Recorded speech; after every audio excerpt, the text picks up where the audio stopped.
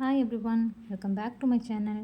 இன்றைக்கி என்ன பார்க்க போகிறோன்னா, ஸ்பெஷலான 1 kg எக்லெஸ் கேக் பற்றின ஸ்டோரி தான் பார்க்க போகிறோம். இந்த கேக் ஆர்டர் பண்ண கஸ்டமர் வந்து யாருன்னா, என் பாப்பாவோட ப்ளே ஹவுஸ் ஓனர் வந்து இந்த கேக் வந்து ஆர்டர் பண்ணியிருந்தாங்க. பாப்பாவை நாங்கள் ப்ளே ஹவுஸில் ஒரு 6 o'clock போல் விடுறதுக்கு போனோம். அப்போ தான் வந்து கேக் வந்து ஆர்டர் கொடுத்துருந்தாங்க. நைட் ஒரு 9 o'clock போல் கேக் கிடைக்குமா அப்படின்ற மாதிரி கேட்டிருந்தாங்க. அவ்வளோ சீக்கிரம் பண்ண முடியாது, வேணால் நான் ட்ரை பண்ணி பார்க்குறேன் அப்படின்ற மாதிரி சொல்லியிருந்தேன் அவங்கக்கிட்ட. ஆல்மோஸ்ட் நாங்கள் வீட்டுக்கு ஒரு 7 o'clock போல் வந்துவிட்டோம்.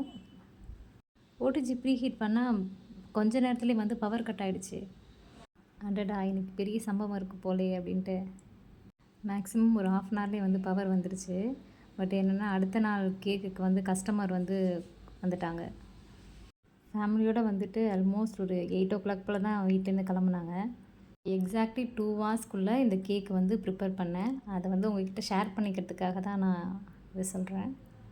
கஸ்டமர் எந்த டிசைனும் வேணாம், சிம்பிளாக இருந்தால் போதும் அப்படின்ற மாதிரி சொல்லிட்டாங்க. அதனால தான் சிம்பிளாக பண்ணியாச்சு வித்தின் டைம்குள்ளே.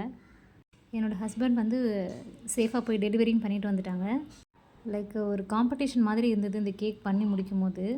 இதில் கஸ்டமரோட ஃபீட்பேக் அட்டாச் பண்ணியிருக்கேன் பாருங்கள். கேக் எப்படி இருந்ததுன்னு நீங்களும் கமெண்ட் பண்ணுங்கள். Thank you so much for the watch. Cake a class ஃபேண்டாஸ்டிக்காக இருந்தது. Thank you so much.